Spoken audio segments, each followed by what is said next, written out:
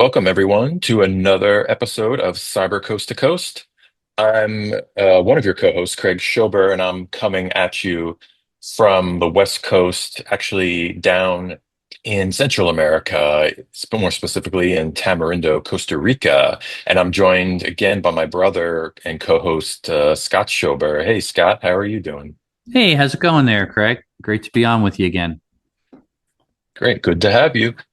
And I guess we should get right into this kind of AI stacked episode. We've got three hot stories. All of them are either directly related to AI and its machinations, or security or whatever. And one of them maybe not so obvious as the others. I'll run down, do a rundown real quick for you, just Sure. so you give you a taste. Story one, AI deepfake scams. More specifically in the corporate environment, these are AI, impersonations of CEOs and C-suite level people in the never-ending pursuit for money. Story two, AI hacking error. That's AI used for good things, bad things. We're going to see a lot of these battles play out with AI, whether we're talking about phishing attacks or breaches and all those good things or bad things, depending on which side of the fence you're on. And story three, we've got some popular apps that data breaches. We've got uh, credentials from the users being revealed, and there is an AI twist in there because a lot of these apps are use a thing called vibe coding, and we'll talk a little bit more about that, I guess. But let's get right to the first story. Um, let's see. We've got a Ferrari, I don't know WPP, but other major firms. They've already fallen victim to this AI deepfake scam. And from what I can tell, this is just uh, either AI generated text, video, pictures, something sent kind of intra network. So you have something posing as a vice president, let's say, sent down to a slightly lower level corporate officer saying, "Hey, we need to can you wire transfer this money to such and such routing number?" And instead of double checking it, these people who do have um, are in charge of accounts and some important security information are instead just kind of going with it because they trust this message, which is, the AI is custom coding it and writing it to cater to their needs, and it's fooling people, or maybe it's a picture or a video of some kind that is faked, and so you get a voicemail, you get a video mail on your computer, and you think it's real without looking into it deeper.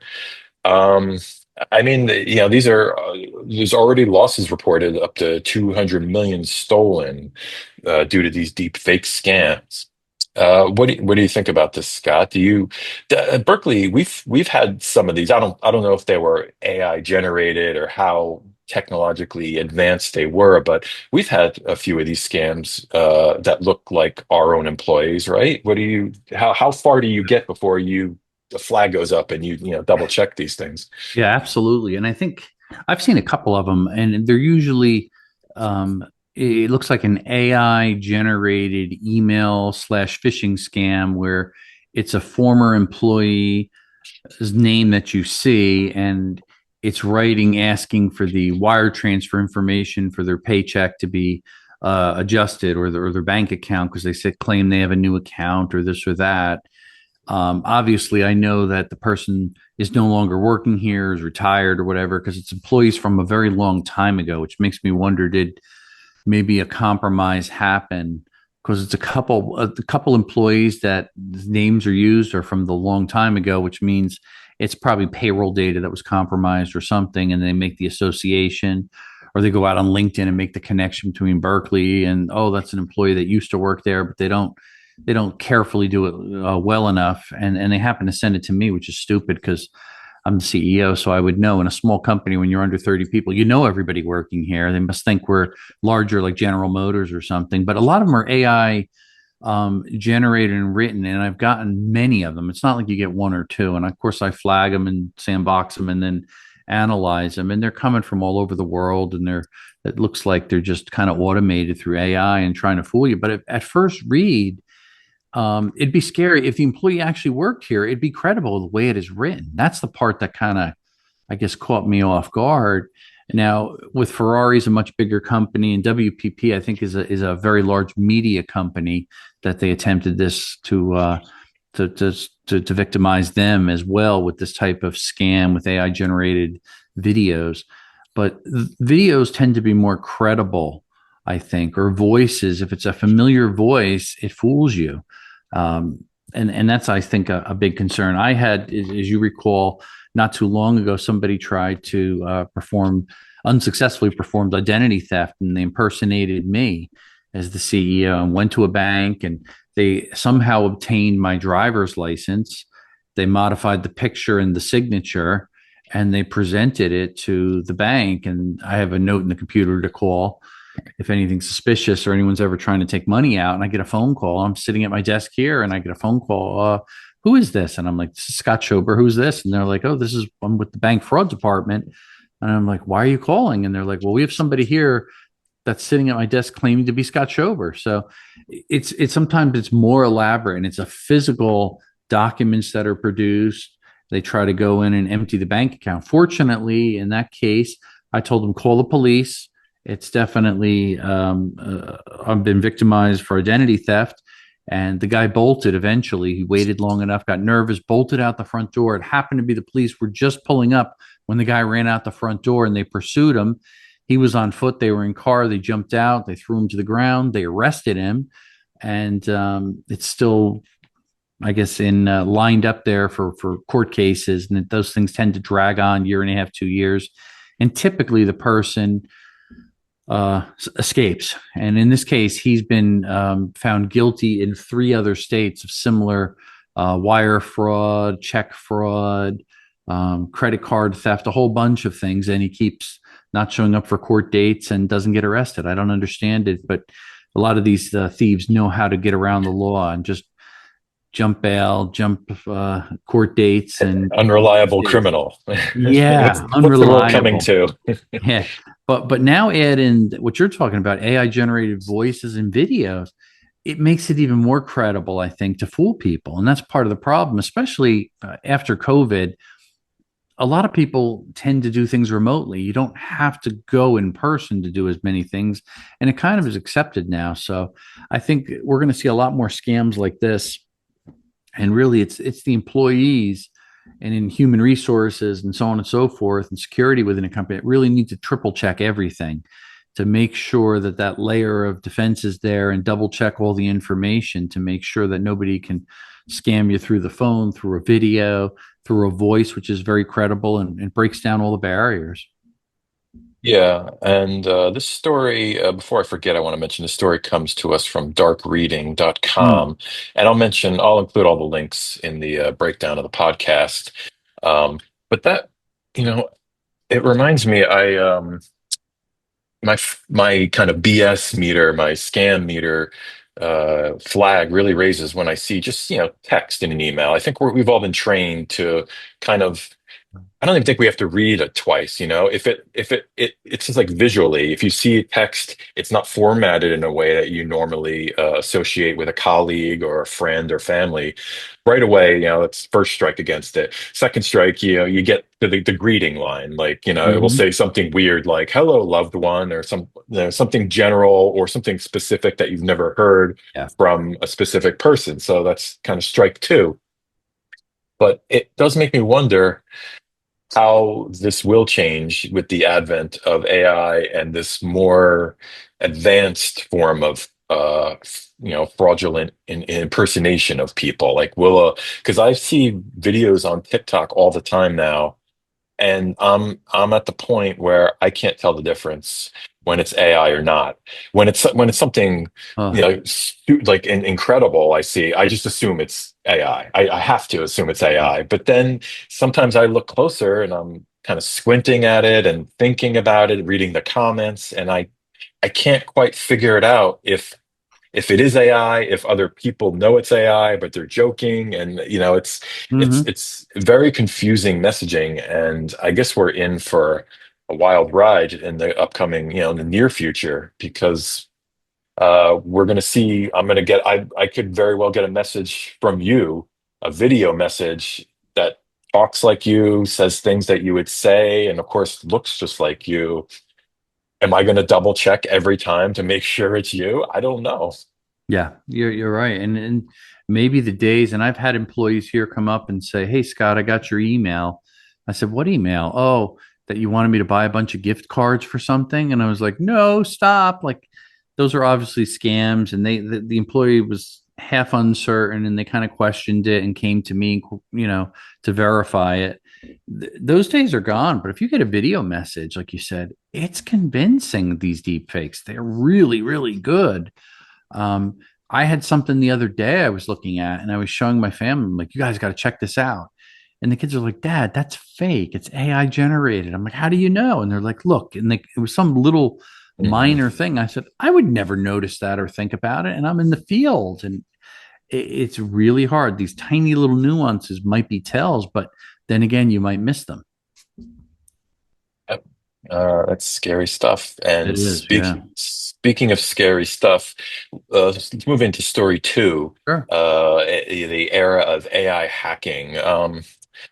This story reads to me more as kind of stuff to look out for in the future. It's not quite hitting today, not like our first story where we already had companies that fell prey to the scams. This stuff is more about, using AI as a tool. It's not moralizing it. It's saying it's a hammer. It could be used for a good thing, it could be used for a bad thing. And what we all want, I hope we all want, is that we're going to have more good tools than bad tools when it comes to AI. Let's see, looking over this, I'm seeing, of course, like I said, hackers and security teams using generative AI to automate attacks and defenses. North Korea and other state actors are weaponizing AI for cyber espionage. That's, not, no surprise there. And I'm Mm. sure the US and other allies are kind of weaponizing defensively and probably offensively, preparing for these type of attacks. Um, I don't know what's your threat level? What's your DEF CON at, Scott, as far as these AI tools and threats coming down the pipe? Well, I think certainly, or they're being used. We may not be actively seeing them as much here in the United States. Whereas I think Russia and Ukraine, with the ongoing war, that's very active with some of the stuff there in Israel and Gaza and different countries, Iran and others. I'm hearing of different reports of a lot of AI, cyber related attacks and things that are going on. There's a lot of mischief going back and forth. That's pretty scary. And I always back up from it and think how effective, how much more effective it is sometimes that shutting down maybe a water treatment plant or a sewage plant or something like that, wherever there's industrial controls and you can cause cyber havoc, how that can actually cripple a country. And I think some of those things are being played around with in the warfare that's going on now. Cyber espionage has always been going on. It'll continue to go on country to country. And sure, the US does it to other countries and vice versa. We don't hear about it reported as much for obvious reasons. But I think in these cases, the things that we tend to deal with more from small business and consumer level is all of this, the phishing and a lot of the script writing that AI is now doing to create various payloads of malicious software and things. That's very effective. And you can really, you don't have to hire a hacker anymore or learn to be a hacker. you can use AI to somewhat automate the process of writing malicious software for a very focused target. And it can dispense it. You can even create it so it somewhat hides itself. It looks like it's off authored by maybe another country or whatever. So the lines of code even you could play around with. So the origin of it is hard to trace. So lots of games and things that people are playing out there that make it very difficult to trace it back to the source. And I think that's going to continue to happen. And I think for us as business owners and consumers, we really got to be alert to the phishing emails because I get dozens of them a day, if not more, but they're getting really effective. They look good. They make me hover over my mouse wanting to click sometimes because it looks so convincing. And that's the part that gets me very nervous. If they keep perfecting this, there'll be a lot more people falling for it, as in the old days of phishing email where everybody trusted, oh, it's a link, click, oh, it's a download, double click it, download it. People are a little more cautious now that I talk to, but as the fonts, as the flow of the email, as it look when you look at the source of it, so on and so forth, it will fool you. And I was even talking about some stories earlier that I had in a TV interview about some of the advanced methods that they're using in video and pictures where they're now embedding malicious software.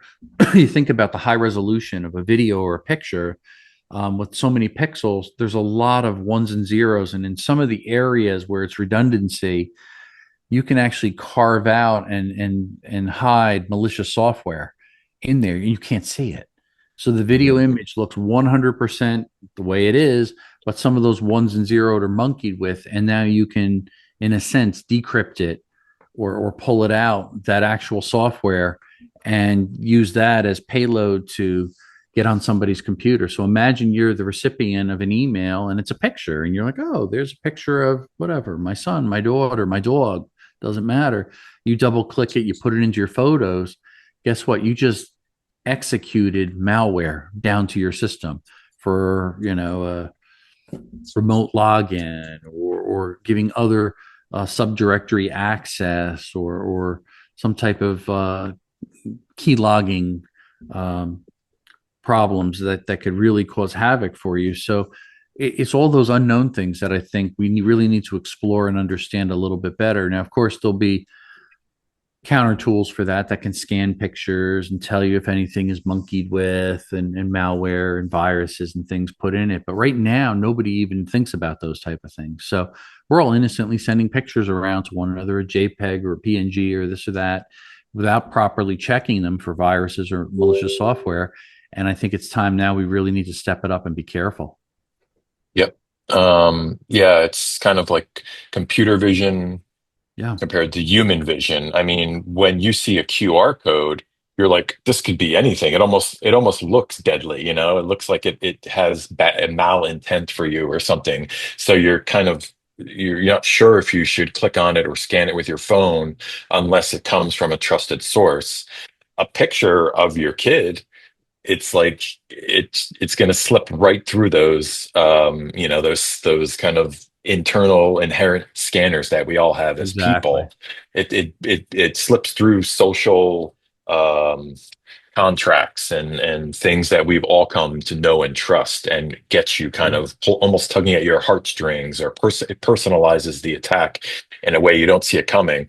So that's all the more reason I think we need to rely on AI to look for those pixels or whatever it's using specifically to create that code and inject malware. Yeah, yeah, and um yeah. I even used AI this morning to play around, and last night I was playing around with it too. I said, "Create me," and the process is called steganography, if I'm pronouncing it right, where it hides malware and other things like that into pictures, and actually created an original picture, and then I created one with a hidden message, and then would pull the message out, and I'm saying, wow, just reading about this, and I think it was the article was in Forbes the other day, and it was kind of fascinating.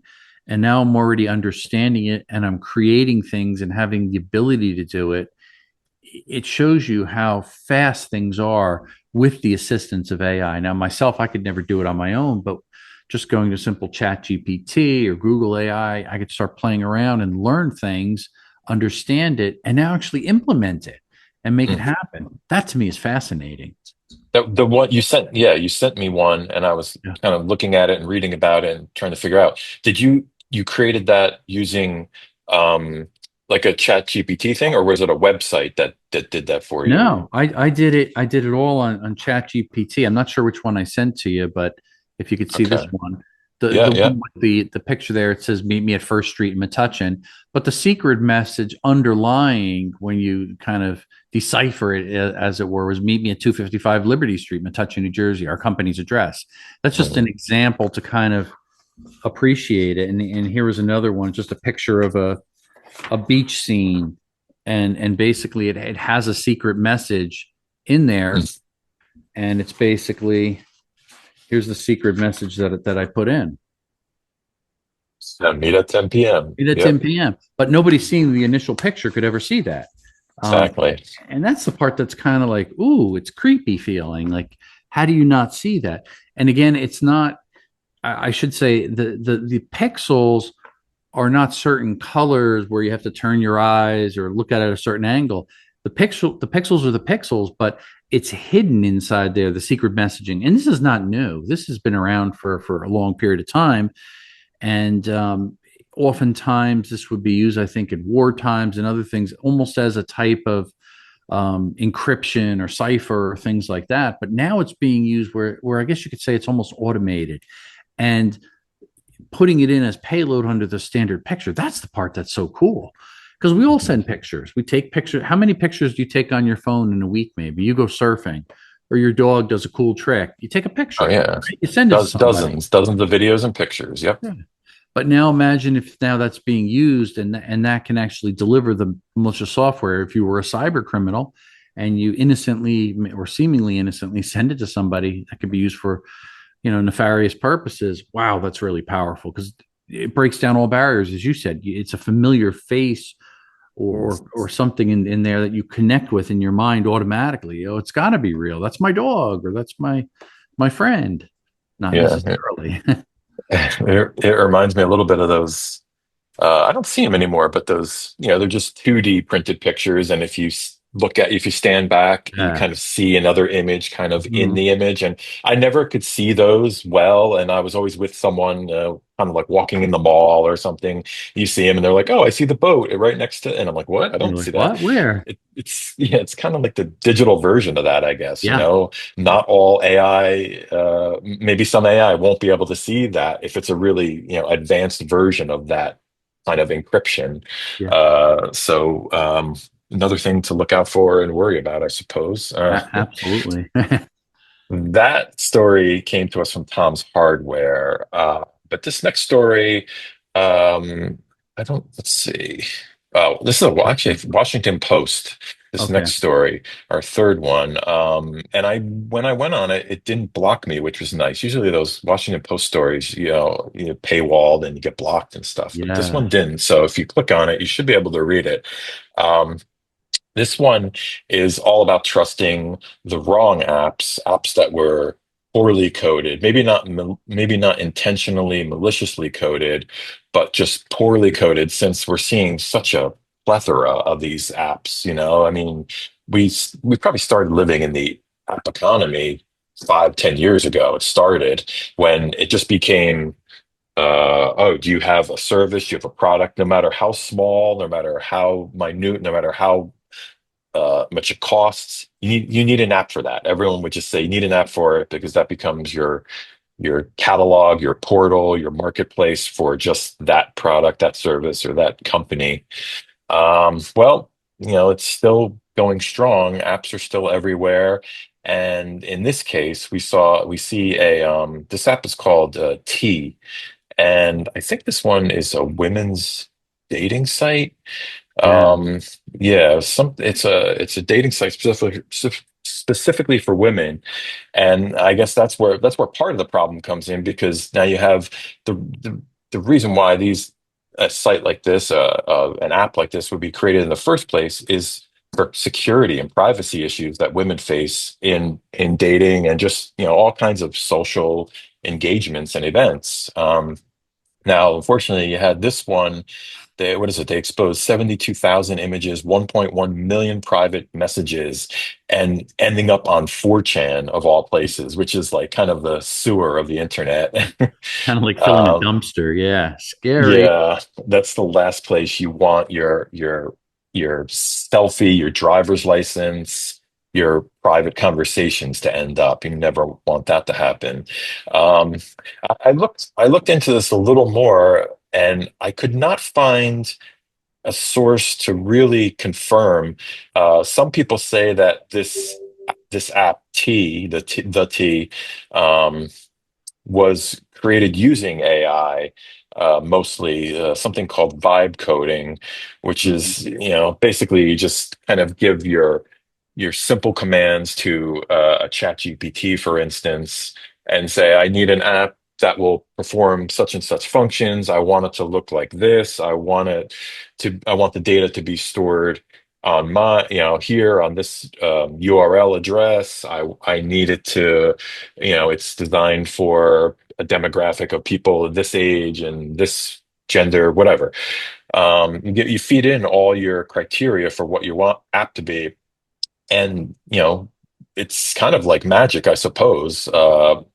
The app will create code, and the code generally works. In terms of kind of a first draft pass of code, whether it's Python or C++, it will do this if you specify these things. However, of course, like any, whether it's a human coder or a computer, the first pass is never going to be exactly what you were thinking. Yeah. And it's probably going to have some minor, if not major, errors in the code that lead it to crash or in this case, have security holes. Now, I could not confirm that. Some people claim that the T app was coded using AI, and some say it was not. But in any case, we know it doesn't matter because there are millions of apps that are not secured. They're not safe. Maybe they don't do what they say they're supposed to do. Um, what do you think about this vibe coding stuff? How close are we to replacing Berkeley programmers with with ChatGPT and just kind of vibe code our way into product? Well, I don't think we're there yet. Although that being said, I've heard a lot of people talking about how there's been a huge push for a number of years ago, and I heard this too when I went to get my degree in computer science and programming. The big push was, hey, we need more people to write code and computer science, this and that.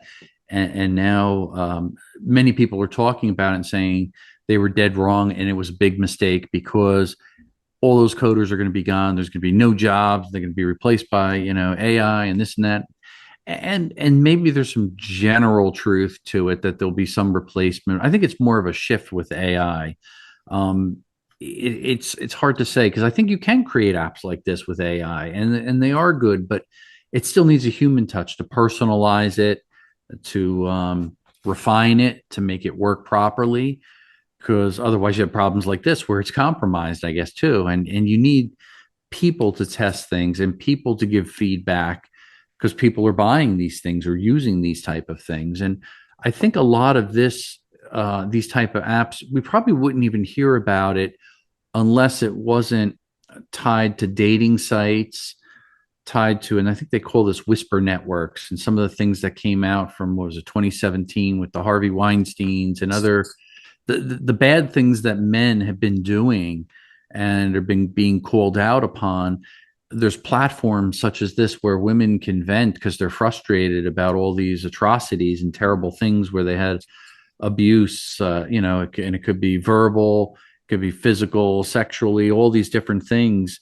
And I guess they're talking, it's kind of a one-sided conversation about people, men, and the things they post on the website. So it keeps women safe. And from that standpoint, I guess I have to say that's kind of good. But does it get taken out of context or some of the truth's not true? I don't know. I don't really go on these sites and I can't speak firsthand, but I think it's a scary place just trying to envision somebody going onto a website and trying to date and wondering, can I trust this picture? Can I trust this write up? I mean, I know even just something as simple as when I'm doing a search for a candidate and looking at resumes, and then I go to the LinkedIn profile and you look and you're like, wow, wait a minute, this and this don't align even closely. And that's a professional business profile. Now, how about some of these sites that are really not necessarily monitored?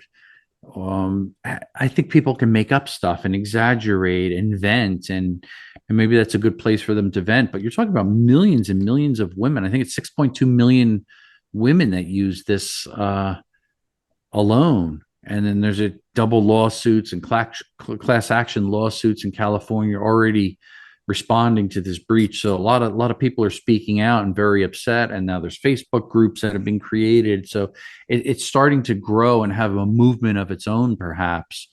So I think they really, any future dating apps really need to use caution and can't throw them together and not really be properly secured, whether it's written by AI, humans, or a combination of the two.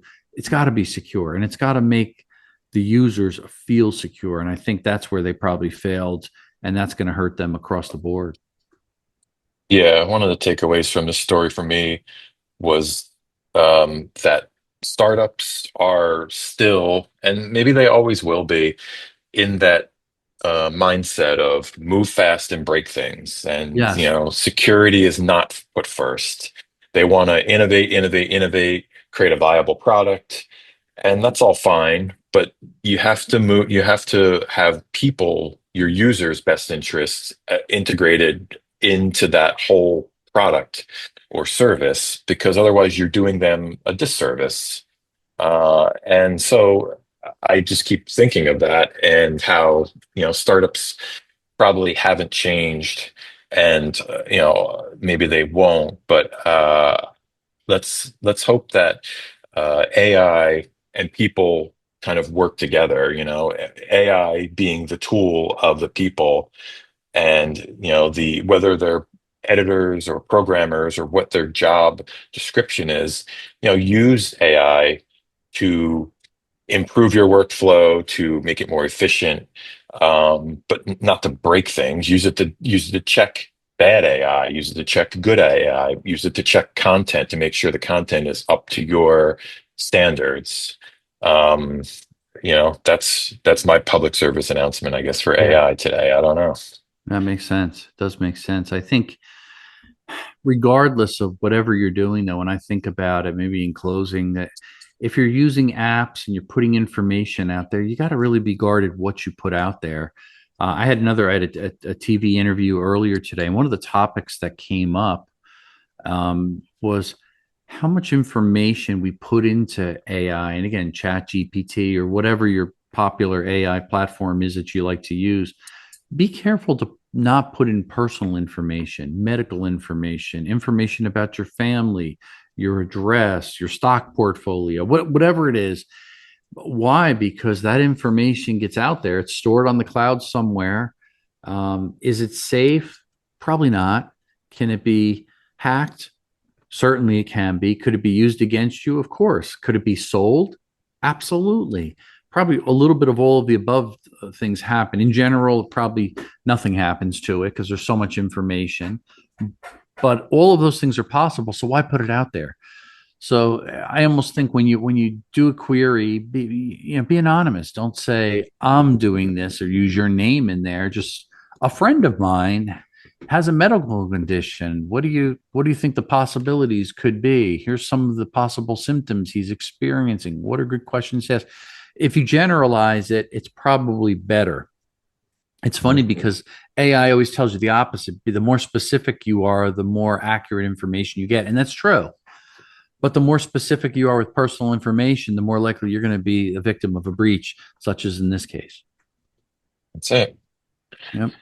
And we're winding down this episode now, but we want to remind our viewers and listeners, we got a few shows coming up. We got something in Oklahoma, something in Pennsylvania, right? You're going to be speaking at, are you speaking at both of those shows or just one of them? I forget. Both shows I'm speaking at next week. I'm in Oklahoma at the Financial Crime Show with law enforcement.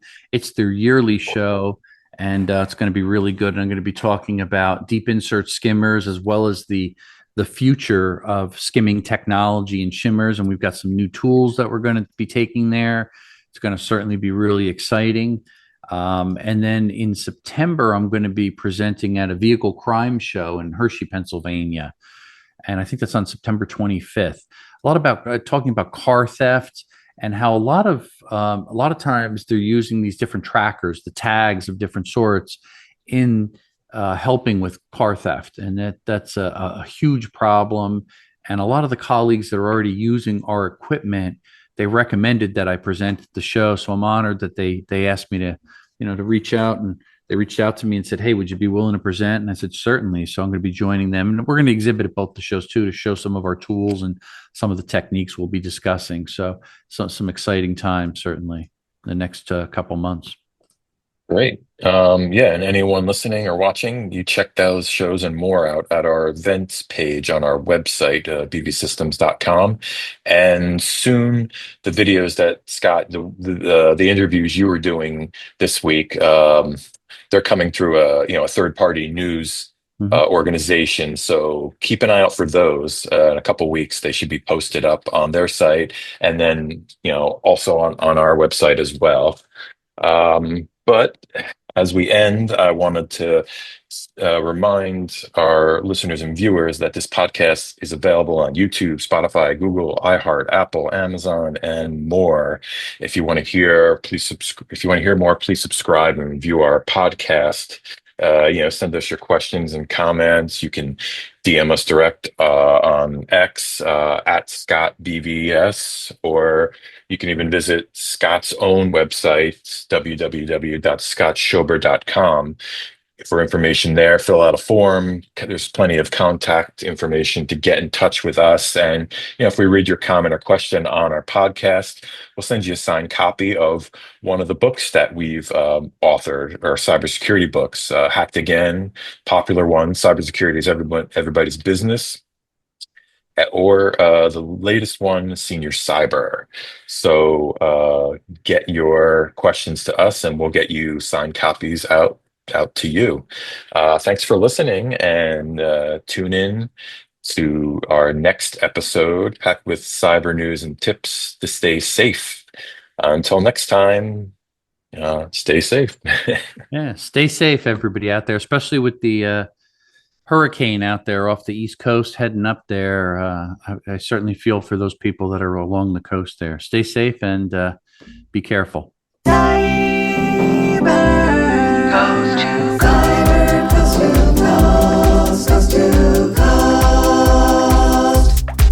With your host, Scott and Craig.